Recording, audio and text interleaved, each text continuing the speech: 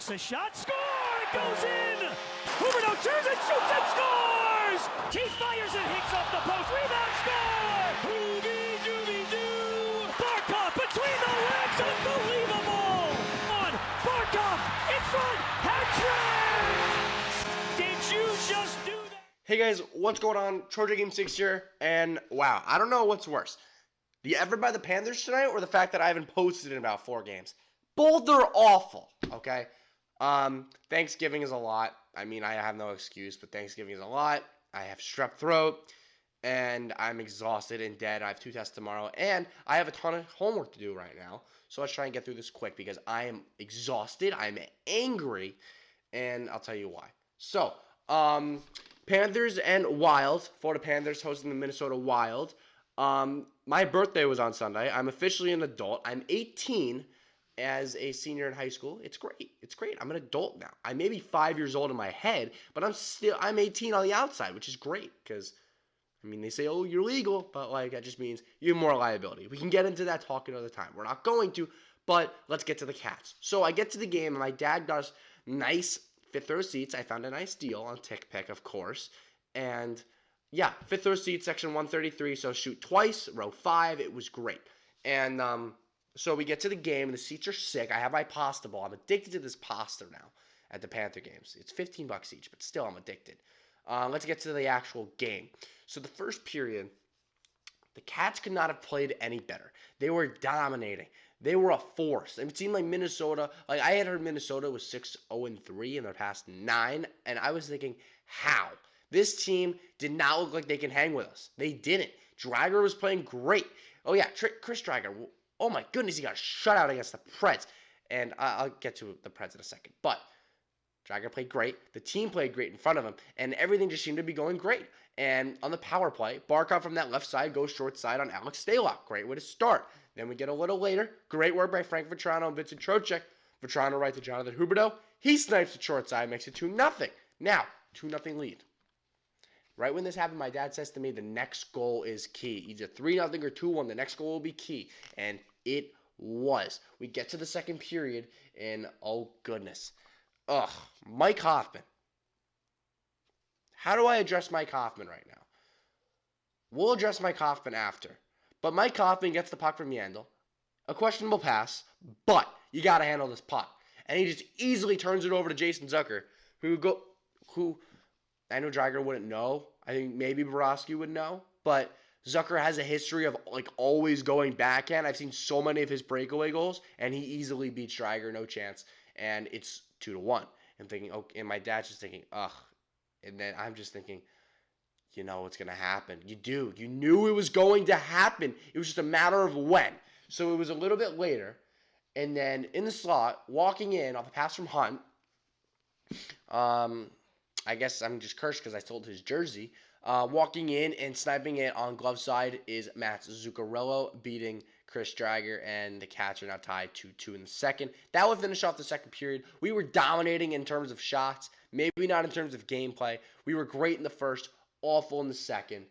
And then we get to the third period, and we're just thinking, okay, are we going to show up like we've been doing all year in the third period? Or are we going to come out and play like last year under Bob Bugner and just basically crap our pants? You know what we did? We crapped our pants. Okay? This guy, Susi, walks in, gets a pass from Parise. Susi goes in, gets a backhand goal, and like very easy. And we get towards the end of the game, and it seems like the Panthers, like, they got some offensive chances, but they were coming from like Toninato. They were coming from like Brett Connolly had a chance. I mean, I fully understand if like the second line actually wants to start waking up. I do. Because Vetrano had a nice play. Trocheck has been okay in the last few games. Connolly's been great all year. But, I mean, come on, guys. Are you actually going to, like... Okay, I'm referring to the first line. Are you going to wake up? Barkov, you had a power play goal on a shot. Huberdeau, you got a one-timer. I don't care. I don't. I really don't. You're tied 2-2. You're fighting for points while Montreal is struggling. By the way, they beat the Islanders tonight. You're trying to pick up points on the Maple Leafs, who came off a major losing streak. Now they're winning, and they happen to lose tonight, and you didn't pick up any points on them. And Tampa's probably about to beat the Nashville Predators right now. Really, guys? I mean, this is awful. The first line was silent after the first period. Completely silent. Dadonov seemed invisible. Barkov didn't look like he was hustling. Huberto, I mean, he gives, it looks like he gives his best, but you just never know with these guys what you're going to get. I mean, the first line can either be, oh my God, they're dominating, they're all over the place, or they could just be like, meh. Like they're just like doing their fancy passes, their cycle game, and it ends up in a Met chance. Like that's what happened tonight. There's a lot of Met chances. Like not Met, like Met, like whatever. So we get towards the end of the game, nothing really going the Cats' way. Mike Hoffman couldn't handle the puck, and it's picked up by Brodin. He gets it to Cunnin, who trickles it all the way down for an empty net goal. Keith Yandel could have won the race, making it 4-2. And oh my goodness, am I angry. Now, before we address the next game and everything and address the rest of this game, let's go back to Nashville game. So I had seen the Nashville Predators actually that day. Okay? I met the entire team. I have a picture with Rene. I got a picture with Rene and Yossi. And actually, very funny, I went to the bathroom after I met these guys, and all of a sudden, pulling up next to me, and he's like, hey, what's going on, buddy? And I look, who's peeing next to me? It's Roman Yossi. Roman Yossi's talking to me while I'm peeing. It was hilarious. So, Yossi talks to me while I pee. And I'm like, all right, guys, good luck tonight. Duchesne, how do you like the new contract? Good luck tonight. Turris, how'd you like the trade? Coming to Nashville, good luck tonight. But deep down, I was hoping they would lose. And they did. They got shut out by a rookie goaltender making his NHL debut. Like, wow. Unbelievable. Chris Driedger shut out the Nashville Predators. But the Preds didn't really give much. And the Panthers defense was playing great. And wow, what a win by the Cats. We go from what a win by the Cats to this. Now I'm mentioning this because the Cats were bad tonight. Like, they had a great first period. Second period came around, awful. Like, they just didn't show up. Like, they were putting a tons of shots on whatever this guy, I'm just going to call him Capo or Kako because that's his name is Kako, his first name. I don't know how to say his last name. But Kako was, I guess, standing tall to all these mediocre shots. Come on, guys. I get it. 45 shots, that's a lot. But if they're just meh shots, then who the hell cares how many shots you have? I'd rather you have 15 shots in the game and 5 goals. Okay? If you're going to only go for quality shots. Seriously. And there were times in the game where they should have thrown the puck on that, and they just didn't. They just kept trying to pass. It was stupid. Like, really stupid. I'm like going on a weird rant right now. We've been winning in all my videos, and now we're losing. Like we've lost 4 of our last 5. That's really bad. And Montreal is, I guess, coming off of their losing streak now. And Toronto is heating up, even though they lost tonight. Tampa's heating up. Buffalo's right on our tail. And we only have a game in hand on them now. I mean, come on, guys. You got to pull it together. Now we're getting to Mike Hoffman, and we're going to close off this video by looking to the future. Mike Hoffman. When this guy can score, like if he's hitting that one-timer, if that shot is going for him, he's maybe one of the best players on this team. Like, really, really good. Like, oh my God, I want to re-sign Mike Hoffman good.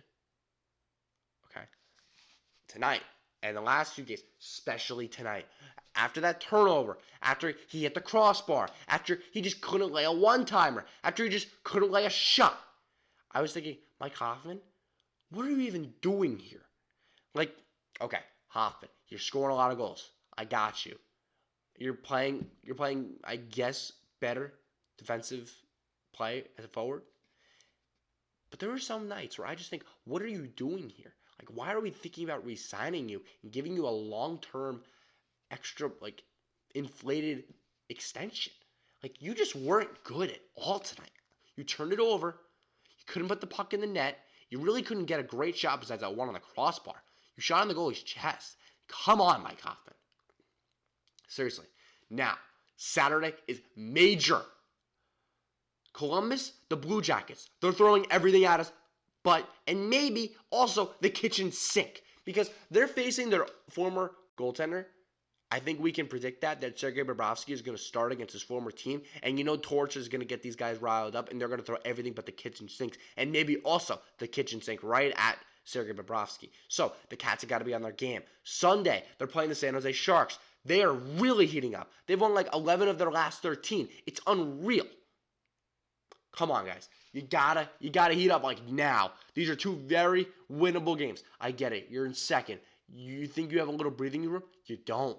Because in the Atlantic, in the NHL, these teams are right behind you. Like Tampa is right behind us, and they have games in hand. Buffalo's right behind us, and we only have one game in hand on them. The Maple Leafs are right behind us, and they're starting to heat up under Sheldon Keefe. And Montreal is probably going to start heating up after they just lost 8 in a row. I mean, that was a gift, but come on, guys. Really. So, hopefully you guys enjoying this video as the Panthers go down against the Minnesota Wild 4-2. And hopefully they can come up big on Saturday. And I will see you that night after we play the Columbus Blue Jackets. See you guys.